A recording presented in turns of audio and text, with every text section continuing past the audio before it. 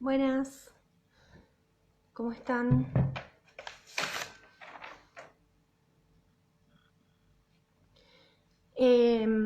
Estoy con algunas complicaciones que no sé de qué índole son. Básicamente el buscador de la computadora dejó de permitirme acceder a los vivos o sea, ser vivo en Facebook.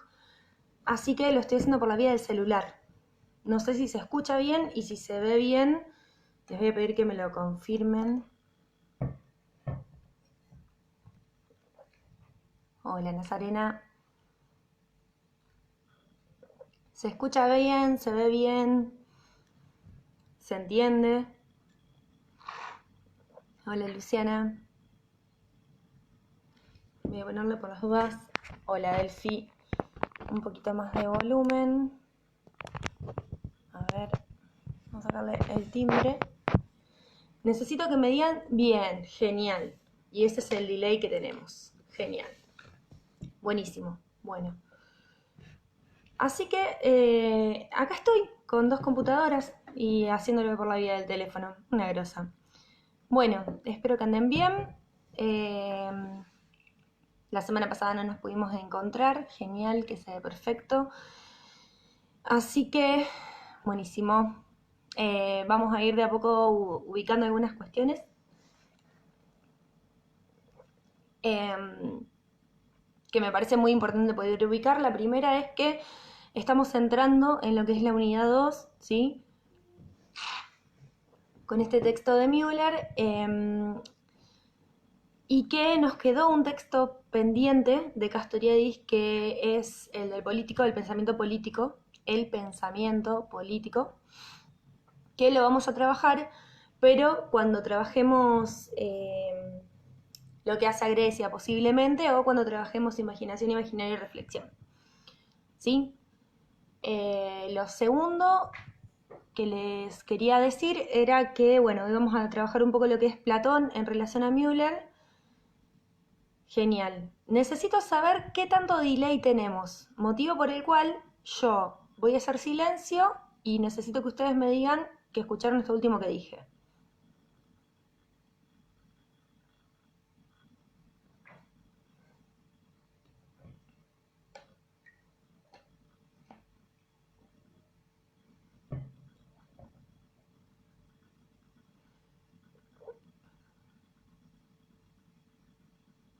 Ay, hay alto delay.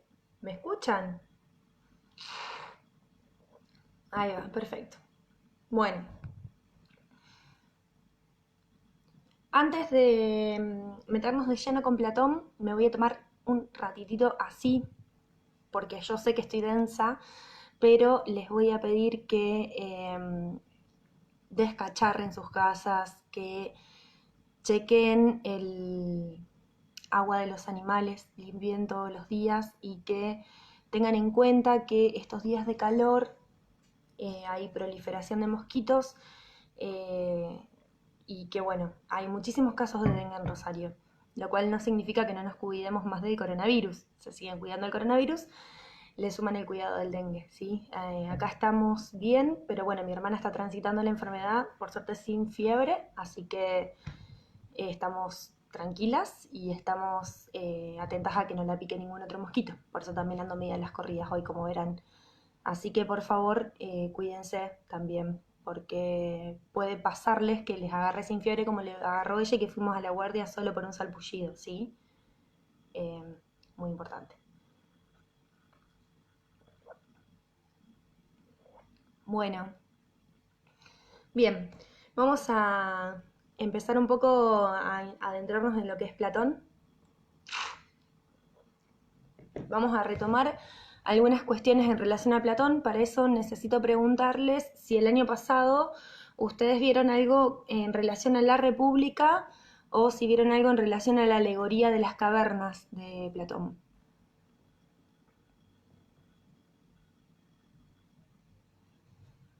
A ver. Subile el volumen, Silvia, porque me están diciendo que se escucha bien. ¿Vieron algo de La República o de la alegoría de las cavernas de Platón.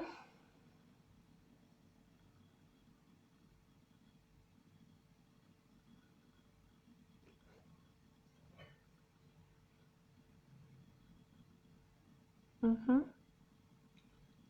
Bien, bien, genial. Bueno, buenísimo. Entonces voy a partir desde ahí, ¿no? Bien, genial. Voy a permitirme partir desde ahí para llegar a donde quiero llegar, ¿sí? Pero para que lo tengamos en cuenta. A ver, como ustedes saben, en la República, Platón hace una crítica muy fuerte a lo que es la democracia ateniense, ¿no? Y él plantea que los hombres no están capacitados para gobernarse a sí mismos.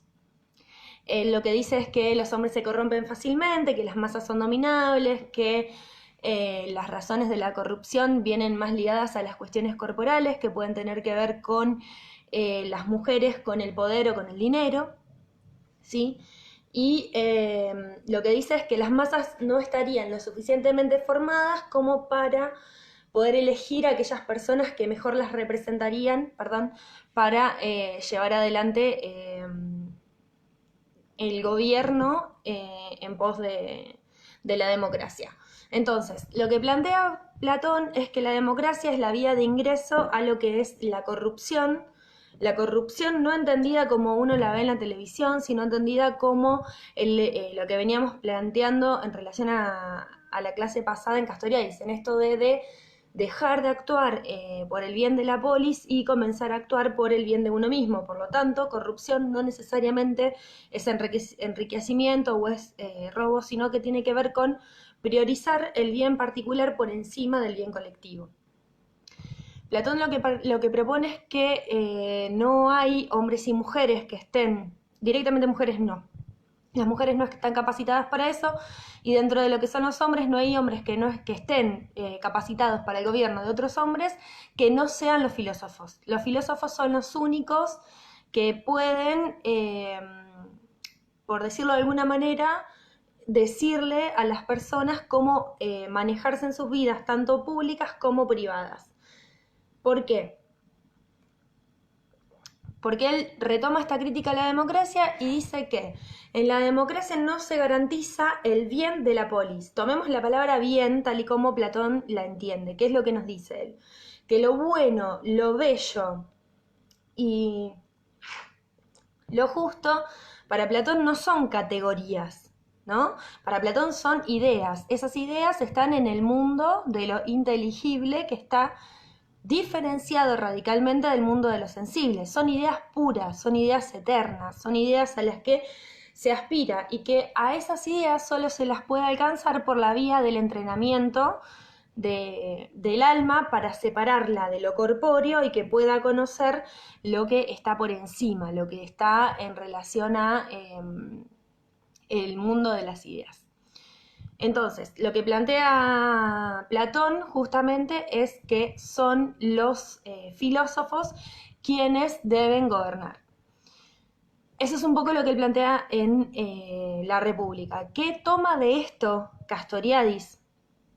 Primero, sobre todo para entrarle a Müller hoy me parece importante pasar un segundo por Castoriadis. Ustedes esto lo van a ver seguramente con la profesora Marta en la parte del teórico, en los textos, y lo deben estar trabajando mucho más en fino sobre lo político de Platón.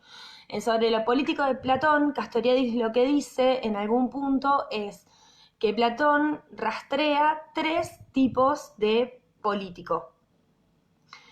El primero es el pastor, es decir, aquel que le dice a las personas exactamente lo que tienen que hacer. Es decir, que se puede decir que las masas no deben ni siquiera pensar porque serán los gobernantes quienes le dirán por qué camino tienen que ir y cómo deben manejarse. Entonces ellos conocen mejor que a nadie a su rebaño, ¿sí? Cuando pensamos en pastor y en pastoreo, pensamos en estas alegorías muy propias de las religiones, en esto de varias, no quiero decir profecías porque no son profecías, y no sé, parábolas en relación al pastoreo del ganado y a cómo cuidar los intereses de las cabras y de las ovejas y de lo que fuere que se pastorea, en esto de cuidarlo, pero cuidar que tengan lo mejor para ellos aún cuando no lo saben, que es un poco también la tarea de los pastores y de los curas, esto de,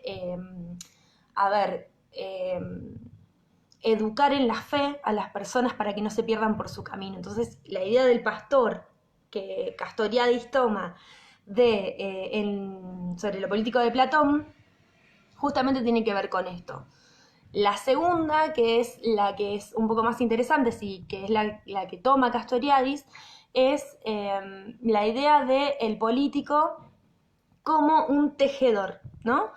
Como aquel que entreteje las leyes de la polis en conjunto con las personas. ¿Se entiende un poco la diferencia? O sea, no será ya quien le diga a los hombres y mujeres qué es lo que deben hacer, sino que pensará en el bien de la polis en conjunto con los ciudadanos de esa polis. Bien. Y por último, lo que va a marcar Castoriadis y que no va a perder de vista un poco es que tengo puesta la estufa y si la tengo cerca me da calor y si la tengo frío, lejos me da frío y tengo frío ahora. Básicamente lo que plantea Castoriadis es que para Platón el político necesariamente es un filósofo. Entonces esto lo podemos entender o como una tercera definición o como una definición dentro de las dos definiciones anteriores. ¿Qué quiero decir con esto? Que tanto los pastores como los tejedores para Platón necesariamente serán políticos, ¿sí? Lo interesante es que permite pensar dos modos de hacer en el político en relación a si se hace con el otro, ¿sí? O si se le hace hacer al otro. Y esto está pensado desde exclusivamente una tarea que atañe a los filósofos y no a otro, ahí voy Delphi, y no a otra profesión. De hecho, para Platón la filosofía no era una profesión, no era un tipo de estudio, sino que era una forma de vida. Y ahora lo vamos a ver un poquitito cuando veamos cómo conocemos para Platón. El segundo nombre Delphi se llama tejedor, que viene de tejer, ¿sí? Piénsenlo en relación a las personas que tejen al telar, digo esto de armar una urdimbre, de empezar a entrelazar de distinta manera las distintas lanas y las distintas texturas para dar lugar a distintas tramas. Entonces esas tramas dependerán, tanto de los filósofos como de las personas que se involucren en esta democracia. Bien, entonces, si nosotros planteamos que lo bueno y lo bello y lo justo para Platón están en el mundo de las ideas, lo que vamos a hacer es hacernos una pregunta en relación a cómo acceder a ese mundo de las ideas. Recuerdan que un poco lo que Platón planteaba, valga las redundancias de las PLs, es que el mundo de las ideas es un mundo que está separado del mundo sensible, también lo nombra como el mundo inteligible, es un mundo al que accedemos por medio del alma, para eso el alma debe entrenarse, pero a diferencia de lo que vamos a ver cuando vayamos para atrás y veamos a Heráclito, que Heráclito lo que plantea es un entrenamiento del alma para conocer al logos, lo que va a plantear Platón justamente es que el alma debe entrenarse en términos de que debe despegarse definitivamente del cuerpo, que el cuerpo pasa a ser una prisión para este alma, para poder conocer cada vez más el mundo inteligible. Es decir, para tener un poco más de conocimiento acerca del mundo de las ideas, debemos despegarnos necesariamente del mundo de las sensaciones y del mundo de lo sensible. Entonces, el eje de lo que va a plantear Platón va a estar ubicado justamente en el alma, ¿sí? Y cuando planteamos que está ubicado en el alma, ya nos metemos de lleno en Müller, y Müller lo que nos va a decir es que al ubicar el centro en el alma, Platón no propone una psicología, sino que propone una metapsicología, ¿sí? No se tratará de una psicología, sino que se tratará de una metapsicología. ¿Por qué? Porque el alma es lo más divino de los hombres y es lo que más le interesa a Platón. ¿Qué es el alma para Platón? El alma para Platón es algo incorpóreo, ¿sí? No tiene cuerpo, Y esto le permite a Platón separarse de muchas teorías anteriores que entendían al alma o como un elemento o como la mezcla de varios elementos, ¿sí? Lo que va a decir Platón es que el alma tiene un carácter espiritual y un destino sobrenatural. Lo repito, el alma tiene, lo repito porque hoy se me complica mucho escribir porque estoy en el celu, ¿sí? El alma tiene un carácter espiritual y un destino sobrenatural. ¿Cómo hace Platón para poder sostener esta idea, ¿no?, de que el alma es incorpórea, que tiene un carácter espiritual y un destino sobrenatural? Bueno, lo primero que va a decir es que el alma posee siempre la verdad, ¿sí? La posee desde siempre. De hecho, recordarán que Platón propone que hay un número finito de almas. No hay una infinitud de almas. No es que las almas se crean, sino que ya han sido creadas y hay un número finito de almas. Entonces, el alma posee desde siempre la verdad. Es el principio de todo movimiento, nos va a decir también. Nos va a decir además que el alma es simple y es indivisible. Y nos va a decir que el alma no es finita. ¿Qué significa que el alma no es finita? Significa que el alma no puede morir. El alma no se descompone. El alma tiene una actividad que es eterna y que en las sucesivas reencarnaciones conoce por reminiscencia. Recuerdan que Platón plantea que el conocimiento viene por reminiscencias, por recuerdo de algo del orden del mundo de las ideas. Y va pasando por un proceso de, vamos a llamarlo iluminación, aunque Platón no lo nombra así, hasta que se despegan del todo del mundo sensible y pueden conocer el mundo inteligible y quedan en ese lugar, ¿sí? Que ese es el lugar de los filósofos. Entonces, da estas 4 características: que posee desde siempre la verdad, que es el principio del movimiento, que es indivisible, es decir, que no se puede dividir, y que no es finita, ¿sí? No tiene una caducidad, ¿sí? No es que es infinita en el sentido de que se extiende al infinito, sino de que no tiene una caducidad, no va a perecer, no va a morir el alma. Además de dar esos argumentos, me acuerdo de un texto que decía que depende de cómo éramos en la vida, buenos o malos, íbamos animal, insecto, exactamente, Delphi, exactamente, justamente. No tanto depende de si somos buenos o malos, sino de qué tanto logramos entrenar el alma, porque justamente, lo vamos a ver un rato más adelante, Platón lo que nos va a plantear es que no hay posibilidad de ser buenos o malos por naturaleza, sino que es por aprendizaje, pero eso lo vamos a ver en un ratito. Una vez que Platón establece estas características del alma, lo que va a decir es que además el alma tiene una vida psíquica que es independiente del cuerpo, ¿sí?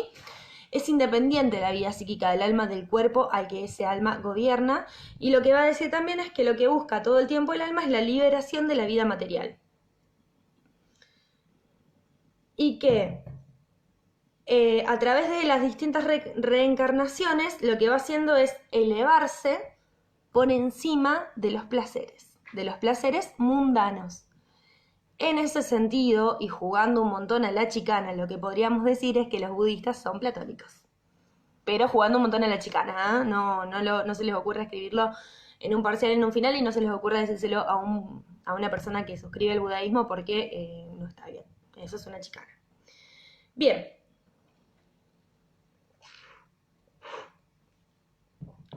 Entonces, establece lo que es el alma para él, establece cuáles son las características y por qué el alma tiene un carácter espiritual, ¿sí?, pero un destino que es sobrenatural. Platón va a seguir un poco más y va a decir que hay una cuestión en relación a el amor que está íntimamente ligada a la idea de lo bello, y que el bien absoluto como idea se encuentra, como decíamos recién, en el mundo de las ideas, en el mundo de lo inteligible, y que solo los filósofos son quienes acceden a ese conocimiento. Las almas que no han sido purificadas por la filosofía, dice Platón, las almas que no han sido purificadas por la filosofía descienden nuevamente al Hades, se purifican, ahí acceden al mundo de lo inteligible, conocen lo bueno, conocen lo justo, conocen lo bello, y luego está esta idea de que antes de reencarnar, antes de volver a un cuerpo, se bañan en un río donde olvidan, entre comillas, esto que han recordado o con lo que se han encontrado. Por eso, cuando despertamos en un cuerpo nuevo, para Platón parece que no conocemos, pero cuando conocemos, en realidad no estamos conociendo, sino que estamos recordando esas experimentaciones que se dieron durante el transcurso del alma por el mundo de las ideas. ¿Me siguen hasta ahí?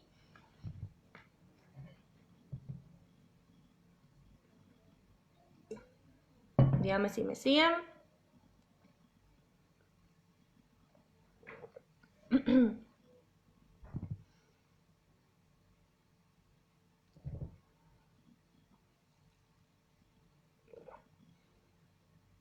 ¿Cuánto delay que tenemos?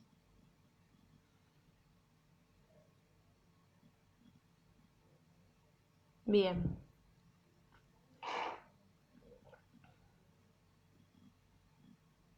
Genial. Ahí está. Ahí empiezan a llegar los sí.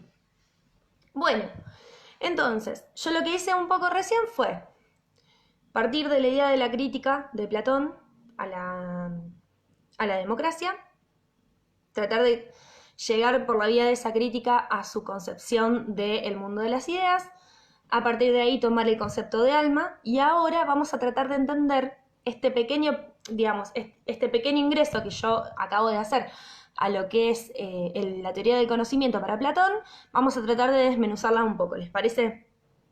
A ver, lo primero que hace Platón para plantear que si yo les pregunto, ¿cómo conocemos para Platón?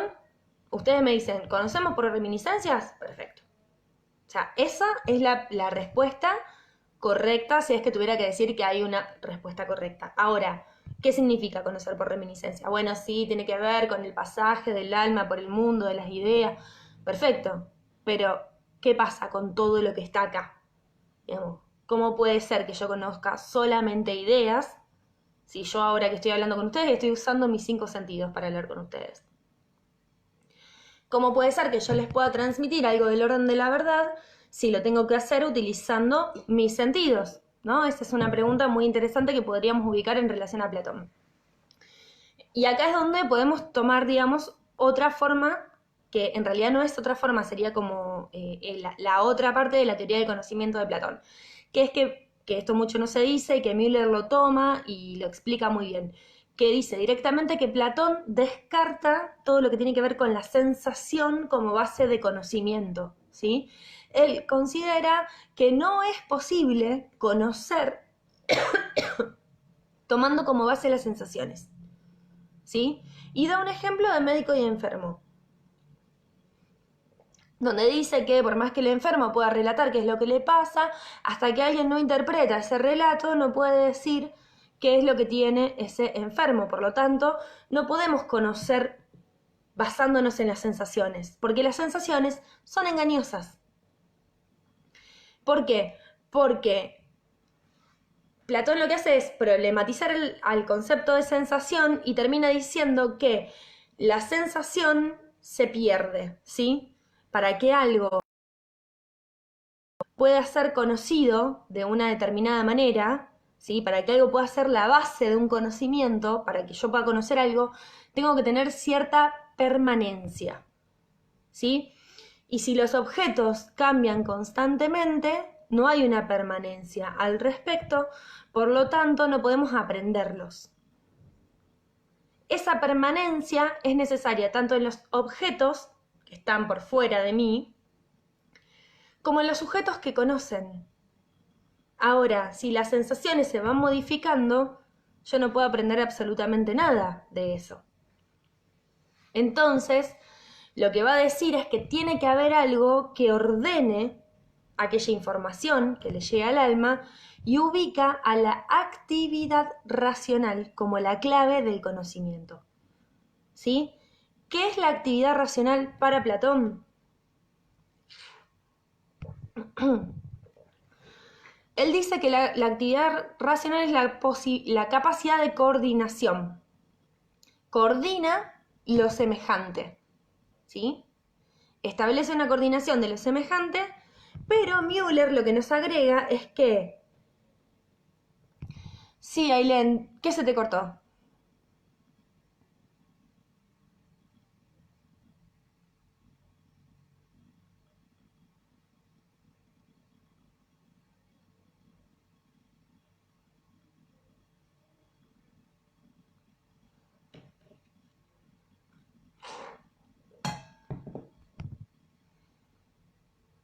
No sé qué, dónde se te cortó, Ailén, perdón.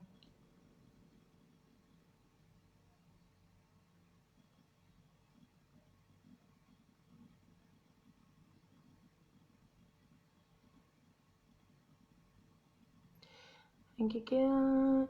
Si los objetos mutan no podemos conocerlos. Claro, bien.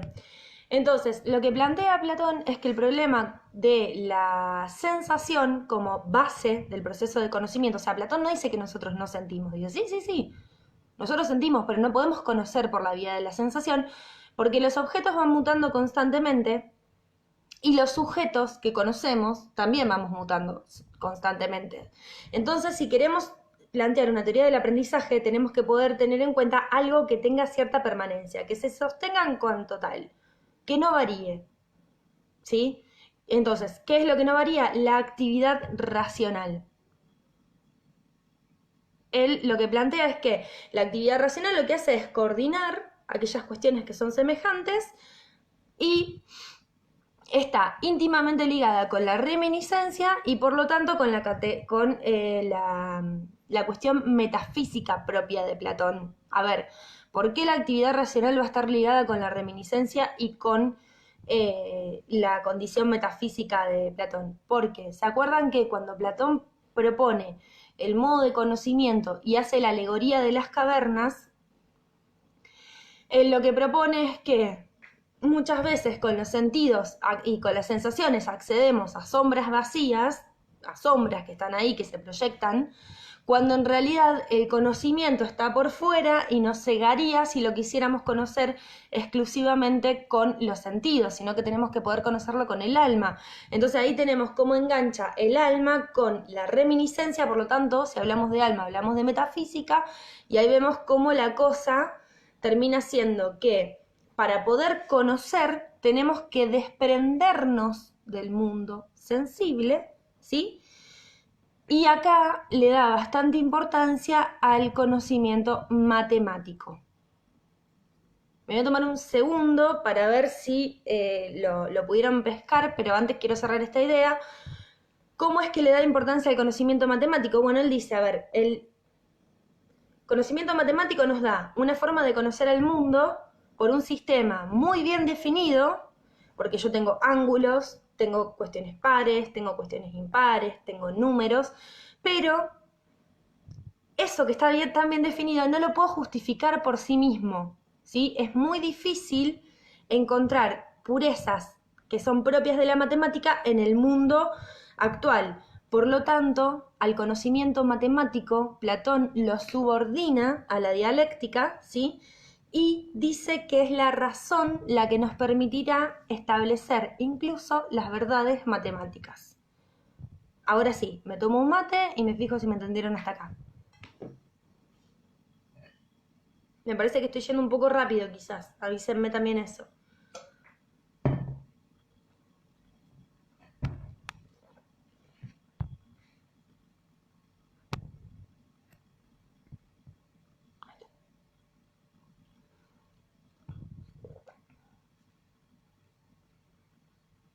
¿Se entendió? ¿No se entendió? ¿Se perdieron en algún lado? Sí,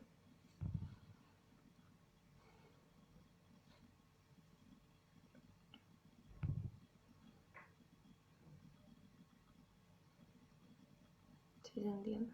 Genial. Genial, genial. ¿Se entiende esta cuestión del lugar de la matemática para Platón? Porque de hecho, digamos, está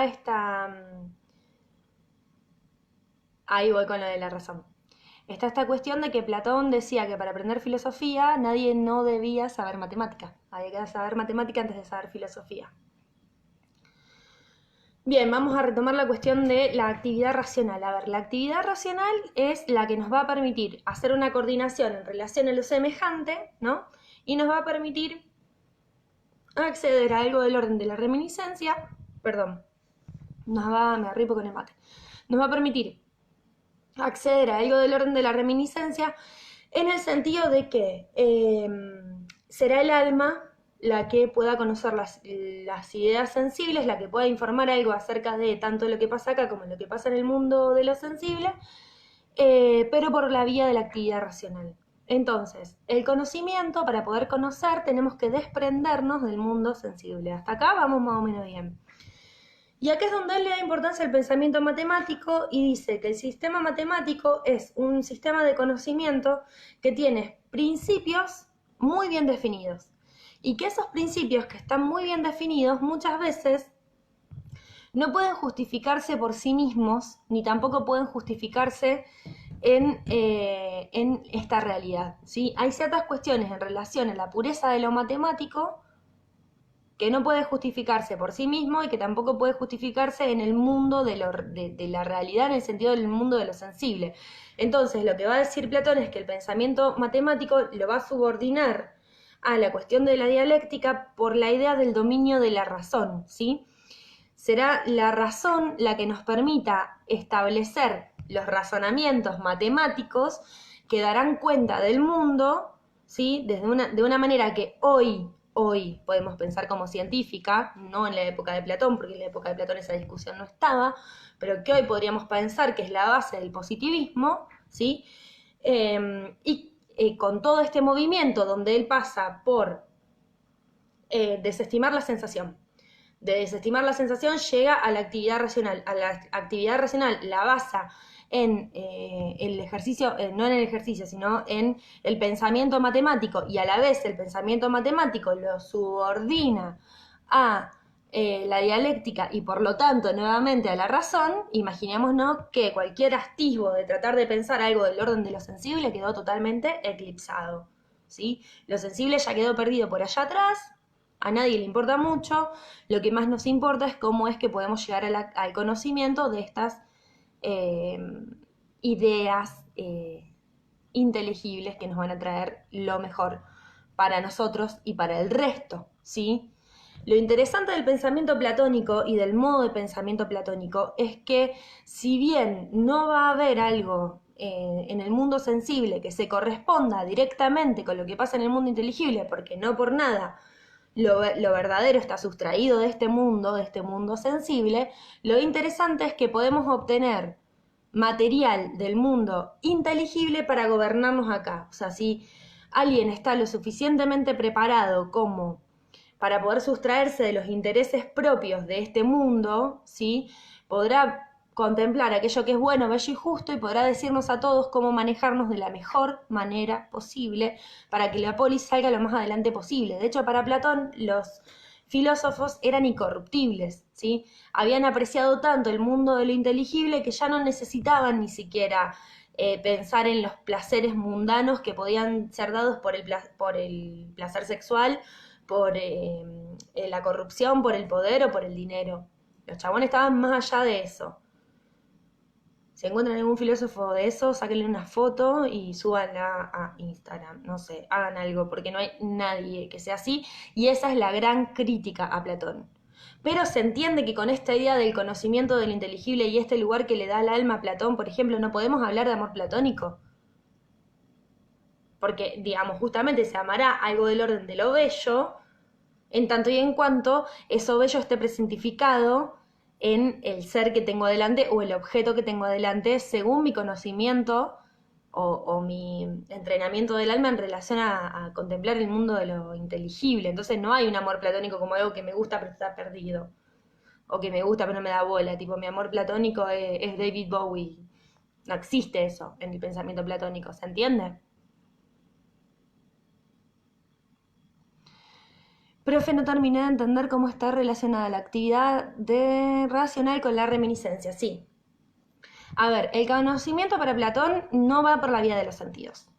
Para poder descartar los sentidos tiene que descartar la sensación. Para descartar la sensación lo que va a decir es que tiene que haber algo que se continúe en el tiempo, ¿sí?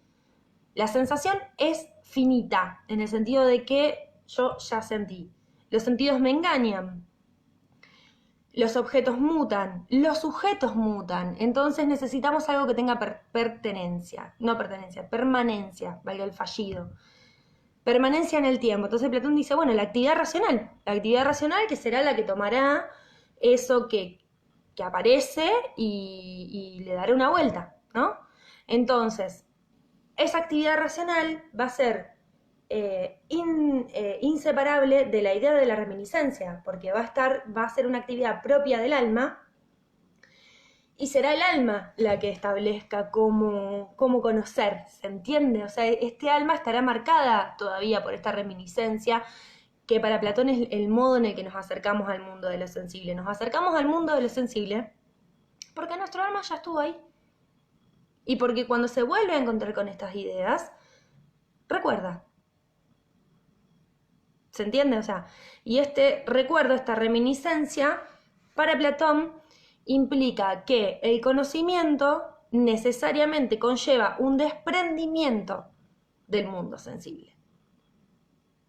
¿Se entiende? No significa que Platón niegue la sensación. Para Platón hay sensación, está, la tenemos, o sea, me pincho, me quemo, me da frío, veo, escucho, siento gusto, siento en mi tacto, sí, existe. Pero la descarta como posibilidad de ser base de un aprendizaje, base de un conocimiento. Es la teoría de línea que plantea en la República y se conjuga con la reminiscencia.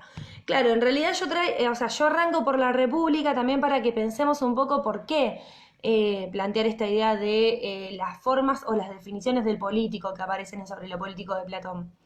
Pero justamente es esto, o sea, son los filósofos quienes son las personas que están más entrenadas como para poder decirle a las personas cómo manejarse, porque son las que más conocen el mundo de lo inteligible, son las que están más cerca de lo que es lo bueno, lo bello y lo justo. Para Platón no va a haber posibilidad de sobornar a un filósofo. Ofrezcámosle lo que le ofrezcamos, el chabón ya vio lo bueno, lo bello y lo justo, y va a querer que lo bueno, lo bello y lo justo se plasme en esta realidad. ¿Se entiende? De ahí a que eso sea una utopía, que no se logre y que de hecho haya hecho desastres, es otra cosa. Sería que la razón liga nuestros sentidos con nuestra alma del mundo inteligible. No es que el alma está en el mundo inteligible, el alma está en el cuerpo, pero el alma estuvo en el mundo inteligible y recuerda, ¿sí? Cuando se vuelve a encontrar con eso, puede experimentar, no experimentar, puede ver, puede contemplar el mundo inteligible, pero el alma está en el cuerpo, el alma para Platón está presa en el cuerpo. Entonces, ¿qué pasa con esto? O sea, hasta acá más o menos planteamos cómo es que Platón propone la teoría del conocimiento. Entonces él va a decir, bueno, ¿qué pasa con el alma? El alma está en el cuerpo, ¿no? El alma gobierna al cuerpo, le dice lo que tiene que hacer. Pero a veces el cuerpo también genera influencias que el alma tiene que responder. Entonces, el alma, dice Platón, mantiene con el cuerpo relaciones de cierto orden. ¿De qué orden? Podemos preguntar. Müller lo que nos dice es que la respuesta a esa pregunta, ¿de qué orden?, no es fácil.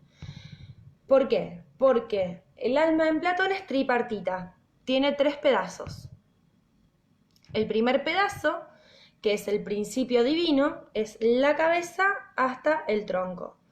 Y dice que es la parte más pura y más eterna del alma. El segundo pedazo, que es desde el inicio del tronco hasta el ombligo, digamos, el diafragma y el cuello. Digamos, acá hasta acá, no sé si me ven. Él dice que es el alma deliberadora. Sí, ahí voy, Hernán.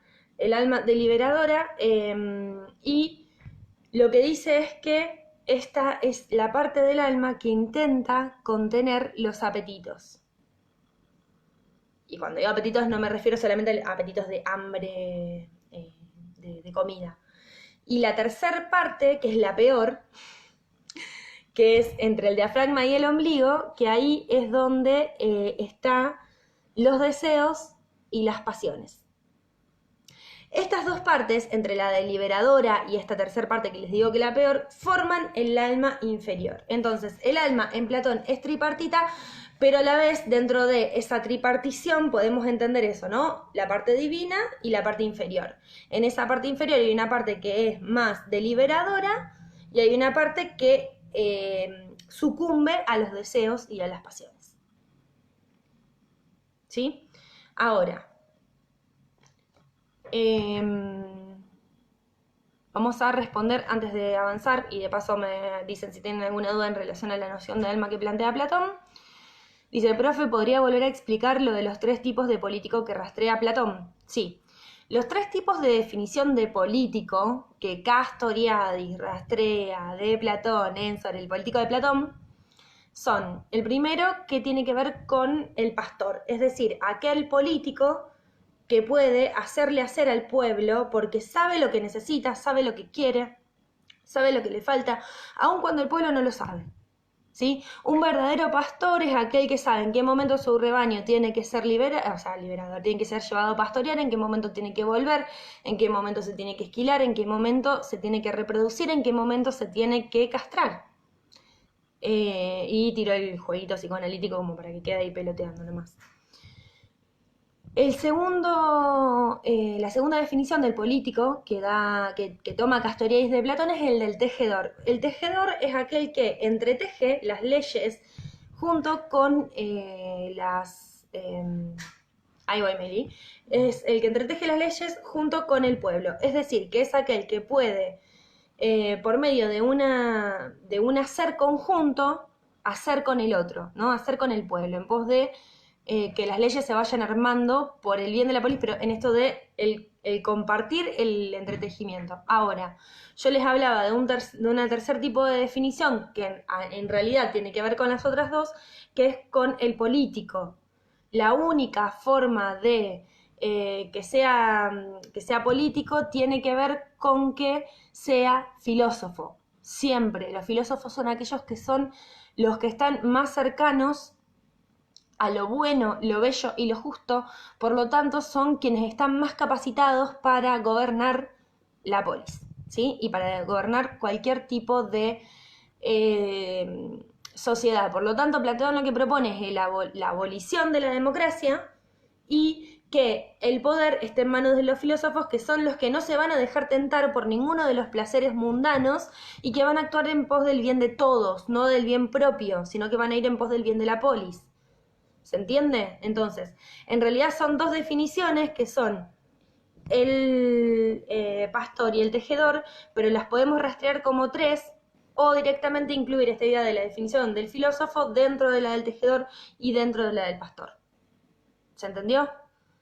Mientras me dicen si se entendió, retomo esto de si puedo repetir las 3 ubicaciones del alma. Bien, tomémonos hasta el pupo. Así que estoy dando biología.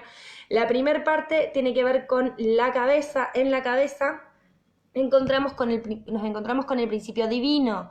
Es la parte del alma que es más pura, es más eterna y que está más en contacto con el mundo de las ideas, ¿sí?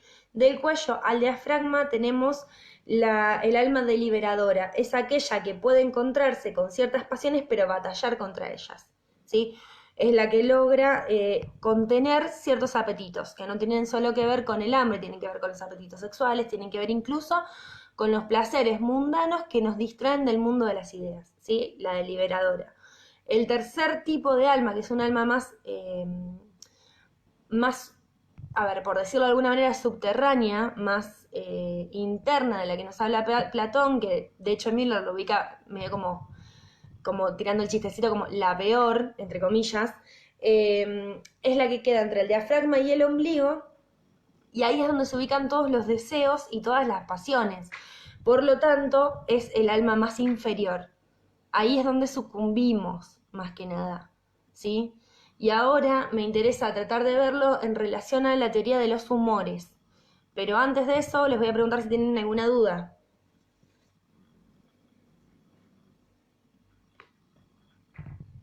Se me enfrió el mate. ¿Alguna duda?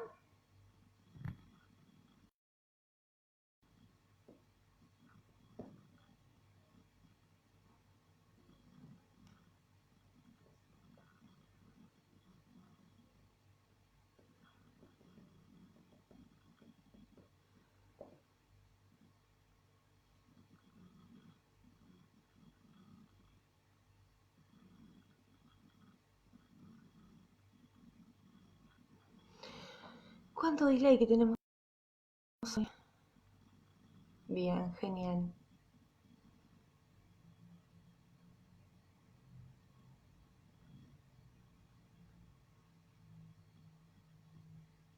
Genial, bien.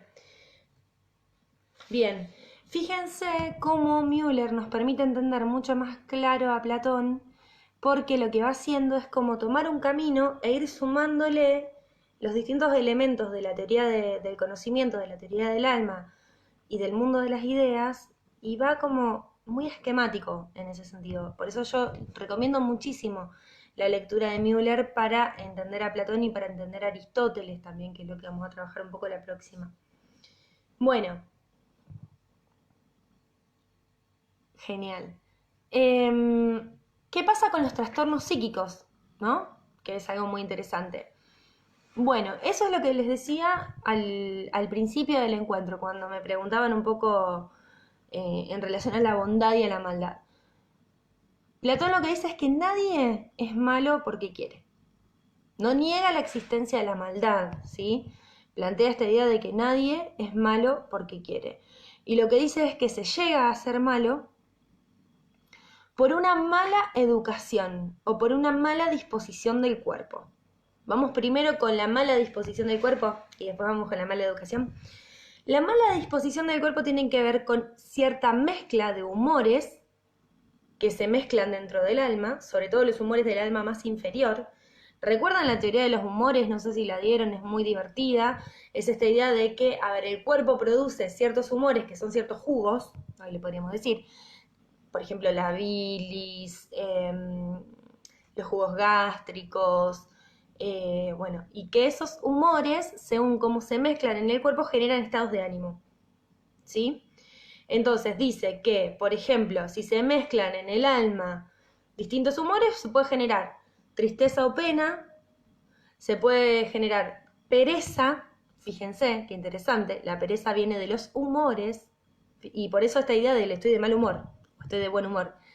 Cobardía o audacia, y a la vez puede generarse cierta aptitud de ser olvidadizo. Entonces, Platón lo que nos dice es, los humores no se pueden modificar, son propios del alma.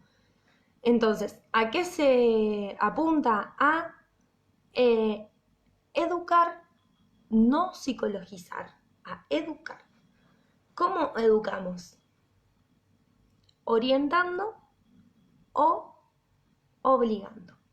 Orientando u obligando. Eso de lo sanguíneo, colérico, flemático y melancólico, exacto. Nada más que no te sabría decir en este momento, Elisa, si Platón lo propone exactamente así, porque no lo tengo muy presente en fino, pero me parece que sí. Entonces, la forma de que las personas no sean malas o no se porten de mala manera es educando, ¿sí? Porque, digamos, la disposición corporal será muy difícil de ser modificada, pero la educación sí puede ser modificada. ¿Cómo educo? Educo orientando a alguien, fíjense, el tejedor, u obligando a ese alguien, como el pastor, a seguir la vía trazada por los filósofos. Entonces, cualquier parecido y cualquier similitud con la escuela sarmientina no es pura coincidencia. Esta es la base de ese modo de educación, ¿sí? Los filósofos son los que marcan el camino. Habrá gente que lo seguirá de buena onda y que decir, sí, yo te sigo, yo. Y habrá gente que dirá, no, no estoy de acuerdo, y esa gente será obligada porque no se da cuenta que es por su propio bien. Porque quienes son los que saben acerca del bien propio y del ajeno son los filósofos, que son los que saben acerca del bien, que es una idea pura que está en el mundo de las ideas, mundo al cual alcanzan el alma de los filósofos, no así la del resto de los mortales que no están purificados por la filosofía. ¿Se entiende lo que estoy diciendo? Porque es súper importante esto. Paso a ver la hora. Ahí va.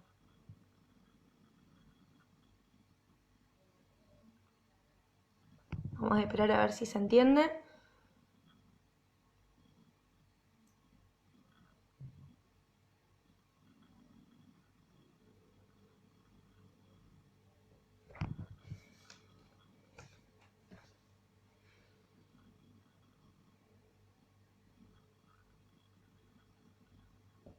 ¿Cuánto delay que tenemos hoy?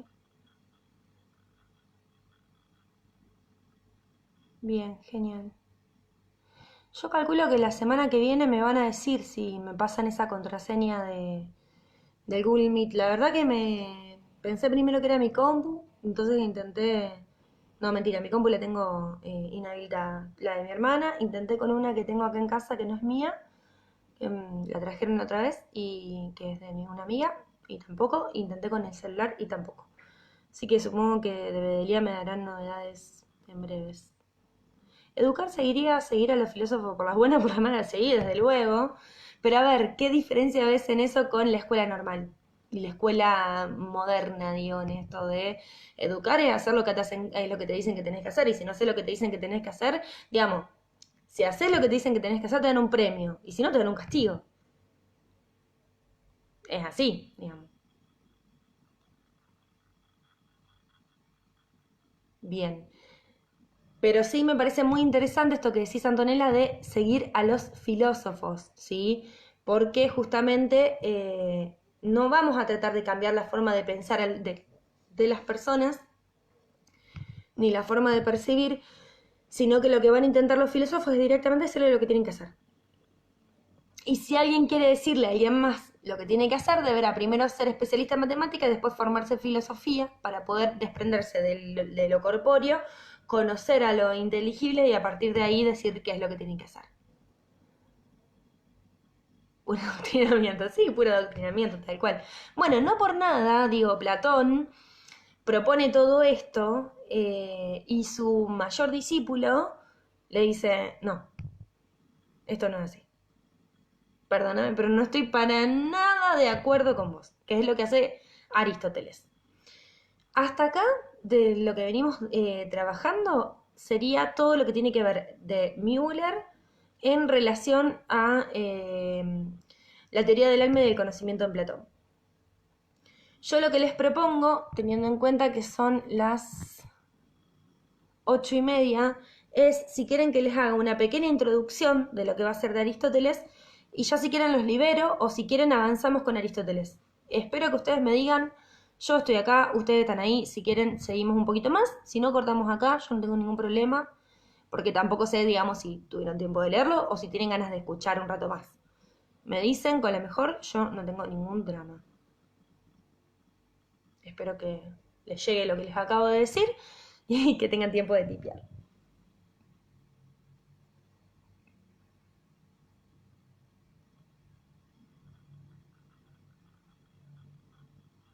Conductismo quizás dice, sí, sí, obviamente, tiene que ver con el conductismo, tiene que ver con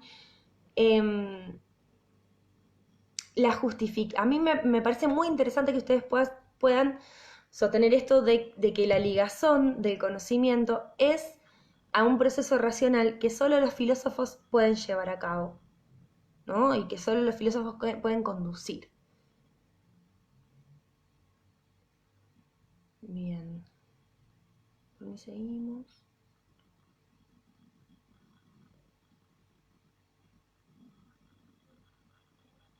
Intro de Aristóteles. Bueno, después les voy a mandar la cumbia filosófica para quienes no la tienen. Si no, búsquenla en YouTube, muy divertida. Bueno, a ver.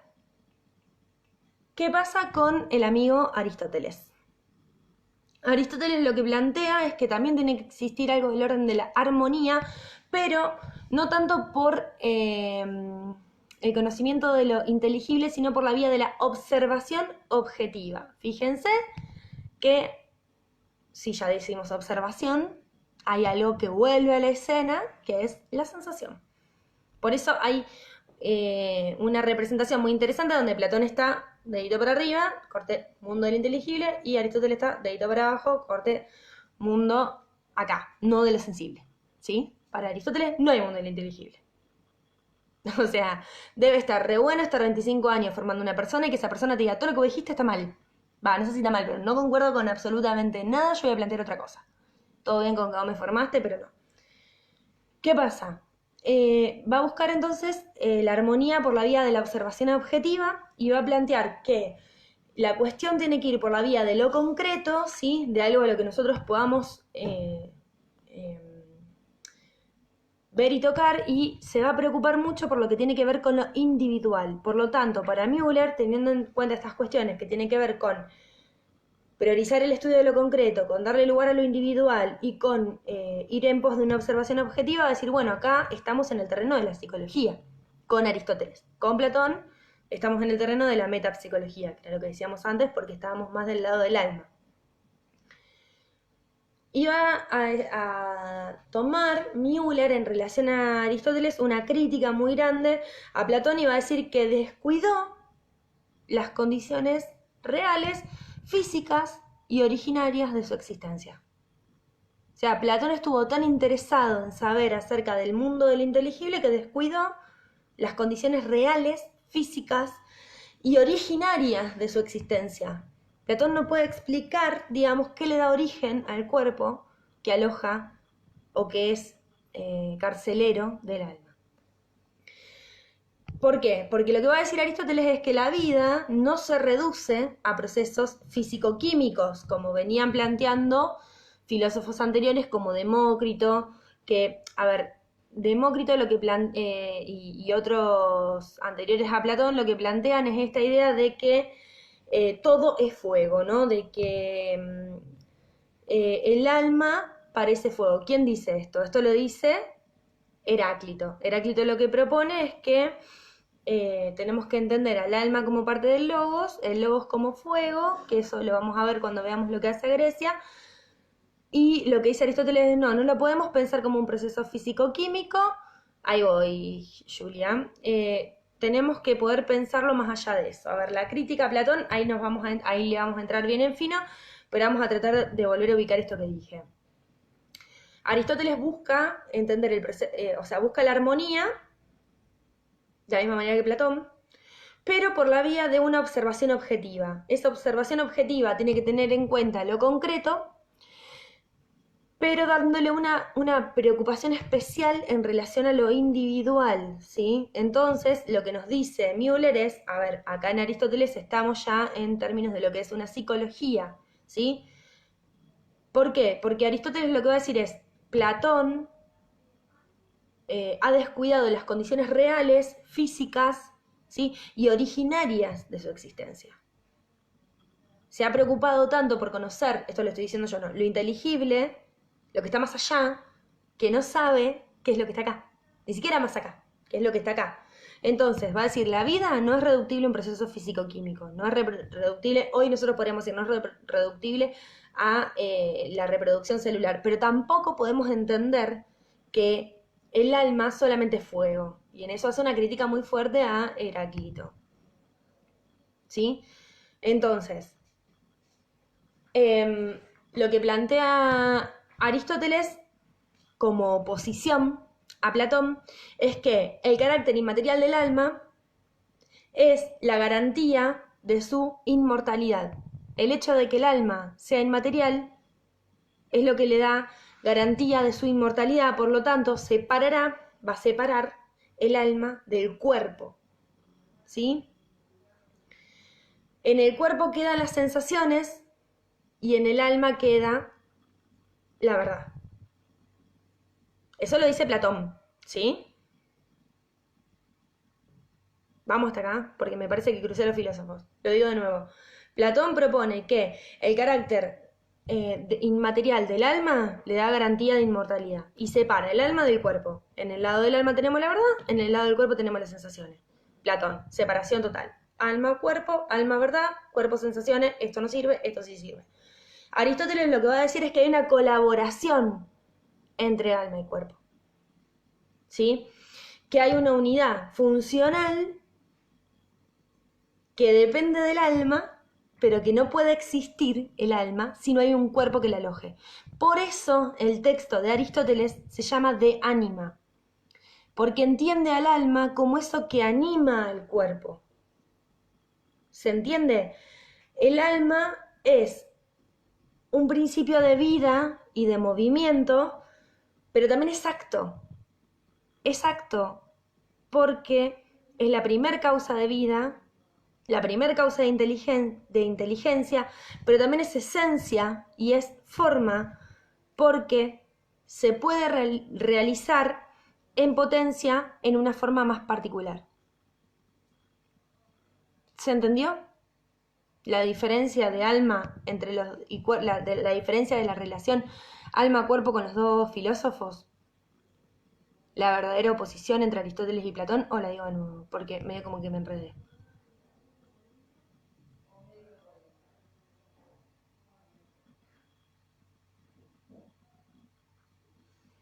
Avísenme si se entendió.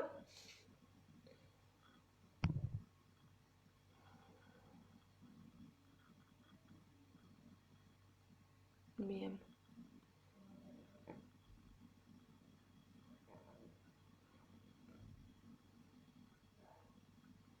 Bien. Entonces, no hay una cuestión dividida entre un cuerpo que aprisiona un alma y el alma que es la que sabe y el cuerpo es que hay que dejar de lado, sino que hay una unión entre alma y cuerpo, hay una colaboración entre alma y cuerpo, hay un alma que anima a un cuerpo y hay un cuerpo que sostiene a un alma. ¿Por qué decimos que el alma también tiene que ver con el hecho de ser acto, esencia y forma? Es acto porque es lo que va animando y lo que va permitiendo que en este aquí y en este ahora yo pueda hablarles a ustedes, pero también es esencia y es forma porque se puede realizar de otra manera en el sentido de en potencia. Yo ahora soy docente, pero puedo ser, no sé, una persona jubilada en potencia. Espero que falte un montón para eso. Sí, Meli, ¿qué es lo que querés que repita?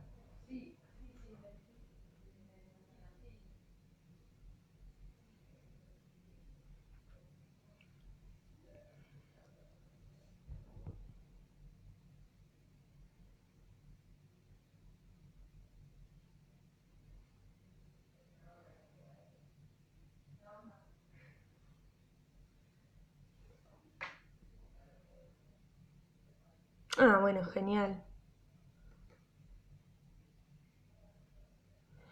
¿Qué es lo que querés que repita, Meli? Así lo puedo...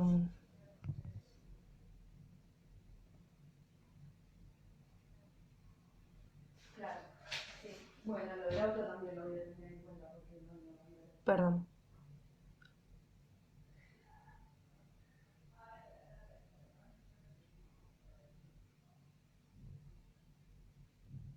Bueno, voy a repetir lo que lo que me parece. Creo que tiene que ver con que el alma ya no será algo que está exiliado, a la manera de Platón, ¿no? Como algo que está exiliado en el cuerpo, que está encerrado, que está atrapado, con nostalgia hasta de despojarse un poco de este cuerpo, sino que es de alguna manera la que asegura la armonía de las funciones de la vida. El alma es la que, en colaboración con el cuerpo, garantiza que se lleven en armonía las funciones de la vida. Entonces, el cuerpo ya no será el carcelero, sino que será alguien que hace en conjunto con el alma. ¿Sí?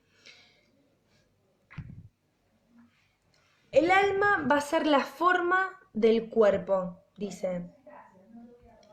El humano ya no será una juxtaposición entre alma y cuerpo.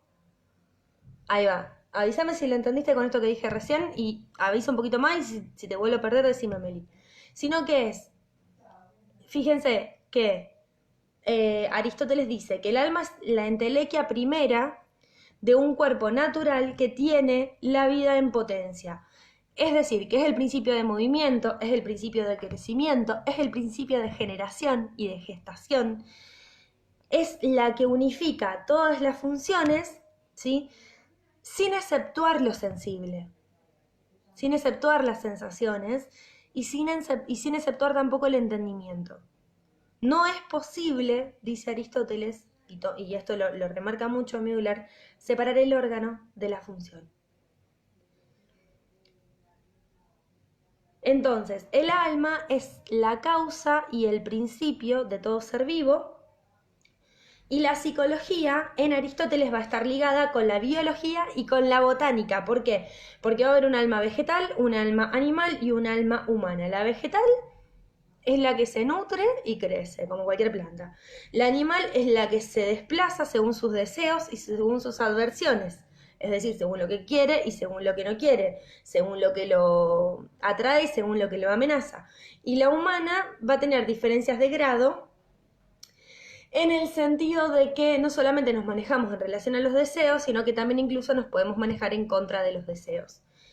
Y acá es donde quiero, y ya con esto si quieren podemos darle un cierre para terminar con Aristóteles la semana que viene, es ubicar que para Aristóteles lo propio humano, lo que nos hace humano, tiene que ver con el perfeccionamiento, ¿sí? El hombre, para Aristóteles, es un animal que ha sido perfeccionado, aparece la mano en el sentido del pulgar opuesto, aparece la inteligencia, aparece la racionalidad como la posibilidad de conocer un poco más el mundo de lo sensible. Entonces, acá es donde podemos atribuirle un pensamiento al acto y a la vez podemos atribuir un pensamiento a lo que pensamos, es decir, que con el hombre aparece la reflexión. ¿Qué es la reflexión?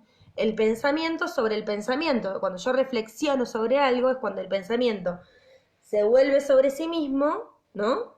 Y permite ser interrogado. Se entiende cómo para Aristóteles hay una comunión, para Platón hay una separación, para Aristóteles hay una comunión. No hay tanta diferenciación entre el hombre y los animales, sí en esta cuestión que es fundamental. Por lo tanto, y para cerrar un poquito, lo que podemos decir es que para Aristóteles la primacía es ontológica, ¿sí? El hombre es la primacía del hombre por sobre el resto de las cosas. ¿Por qué? Porque para Aristóteles cada cosa que va por encima de otra es un ejercicio de perfeccionamiento, ¿sí? Lo imperfecto, dice Aristóteles, precede a lo perfecto, ¿sí? Entonces, lo imperfecto idealmente se va modificando hasta alcanzar cada vez más lo perfecto. Por eso, por ejemplo, un niño es un adulto en potencia. Se perfeccionará, crecerá hasta ser otra cosa. ¿Me siguen hasta ahí? ¿Se entendió lo que estoy diciendo?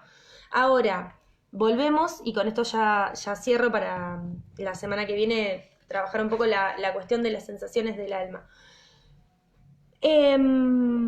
Les estaba diciendo que si yo todo el tiempo estoy buscando que una cosa me mueve a otra, ¿no? Que el niño es el adulto en potencia, el adulto, todo el tiempo tengo que pensar cuál sería el primer motor que pone en marcha a los otros motores. Y este primer motor que pone en marcha a los otros motores, como motor inmóvil, en el sentido de que solo arranca a los otros, pero nada lo arrancó a sí mismo, es Dios. Y acá quiero hacer una aclaración muy importante. Aristóteles no habla de Dios. Quien habla de Dios, o quienes hablan de Dios, son filósofos posteriores que tomaron a Aristóteles y que a la luz de sus teorizaciones pensaron ciertas cuestiones propias del cristianismo, como Santo Tomás de Aquino y San Agustín. ¿Qué sería este primer motor inmóvil que después se toma hacia lo que es Dios? sería lo inmaterial y algo que sea pura forma, que pueda arrancar al siguiente motor pero no ser arrancado por otra cosa. Entonces, ahí voy a la pregunta de Antonella, dice, describe seres naturales como puro movimiento, organismo real, concreto y significado por la coordinación armoniosa de sus partes, tanto lo biológico como lo metafísico y lo psicológico. ¿Sí? Mientras me dicen si entendieron esta cuestión de los movimientos y de la primacía de lo ontológico, voy a la pregunta de Antonella que dice que sería que lo imperfecto se modifica hasta alcanzar su potencialidad. Sí, lo imperfecto se pone en movimiento, no su potencialidad, sino su potencia. Lo imperfecto es lo perfecto en potencia. ¿Sí? Para alcanzar a la perfección tiene que ponerse en movimiento. Ese movimiento es organizado, no, perdón, ese movimiento es originado por un movimiento anterior, por otro movimiento anterior, por otro movimiento anterior, y si tuviéramos que encontrar el primero de los movimientos, encontraríamos este primer motor inmóvil, en el sentido que prende el que sigue, pero él no es prendido por nada, que es inmaterial y que es pura forma. ¿Sí? No es un acto, no es una potencia, es pura forma, entonces empuja. ¿Qué pasa? Los filósofos que toman los conocimientos de Platón y de Aristóteles, o las teorizaciones de Platón y Aristóteles a la luz de las teorizaciones cristianas, son San Agustín y Santo Tomás, y ellos son los que proponen un poco esta lectura de que este primer motor es Dios y que por lo tanto Aristóteles ya planteaba la existencia de Dios aún antes del advenimiento de Jesucristo, etcétera, etcétera. Bien. Sí, profe, se entiende. Genial, me dio un montón. Vamos a hacer una cosa, a ver qué les parece. Quiero verla ahora. Quisiera una vez nos... Bueno, miren. Tenemos... A ver. Queda un poco de recorrido por hacer. Yo lo que les propongo es esto. Para no terminar de darles el texto hoy, que quizás no todo el mundo llegó a leerlo, terminémoslo la clase que viene. ¿Sí? Lean Aristóteles. Yo lo que trabajé hasta recién, tendríamos que la próxima clase empezar clase, escúchenme. Bueno, tengo una abstinencia, ustedes sabrán, entenderme o no. Tendríamos que empezar desde el punto 6, que es el objeto de la psicología, y si les parece, ya cerramos Aristóteles y presentamos un poquito lo que hace a Grecia. Lo que hace a Grecia son las clases de Castoriadis que ustedes tienen en el programa. Ábranlas, léanlas, no se enloquezcan, ¿sí? Si de repente ven que no entienden una choronga, no pasa nada, ¿sí? Lo vamos a leer juntos, lo vamos a pensar, le vamos a dedicar posiblemente dos o más clases. Así que tranquis con eso. Lo que hace Grecia es muy posible en el teórico, y bueno, ahí la grosa de Marta obviamente se los va a hacer entender mucho mejor que yo, pero mi idea es poder acompañarlos en esos textos porque está todas las teorizaciones en relación a Heráclito y es un autor que a veces se toma y que, bueno, es la base sobre la que se plantan algunos modos de ofrecer formas de conocer. Entonces, si les parece, lo que hacemos es, la próxima clase cerramos Aristóteles, pasamos a lo que hace Grecia, que en realidad si fuéramos en una línea cronológica tendríamos que ir para atrás, porque Heráclito es uno de los presocráticos, y empezamos con lo que hace Grecia. Son 3 clases, le vamos a dedicar tiempo, son 3 clases las que tienen que leer ustedes. Arranquen por la primera y un poco de la segunda, no se vuelvan locas y tranqui. Si alguien tiene alguna duda, me quedo un ratito más, hasta que me llegue que no tiene ninguna duda, que está todo bien, y si no, nos vemos la semana que viene. Les mando un beso, acuérdense mucho de lavarse las manos, de cuidarse mucho, de descacharrar, de ponerse off, alguna espiral también si tienen, y de tirar oflí o cautrina diluida con agua en el piso de las cortinas y es una parte de cautrina, una parte de agua, y eso labura mejor que el fli, es menos nocivo. Buenísimo, genial, que ahí estoy viendo que me están saludando para que nos veamos el próximo jueves. Nos vemos pronto. Recuerden que hoy la campaña por el derecho al aborto legal, seguro y gratuito cumple 15 años, lo cual es una fiesta, pero también significa que el aborto sigue siendo ilegal en Argentina. No podía no decírselos. Les mando un beso grande y nos vemos el próximo jueves. Cuídense y voy a ver si puedo finalizar.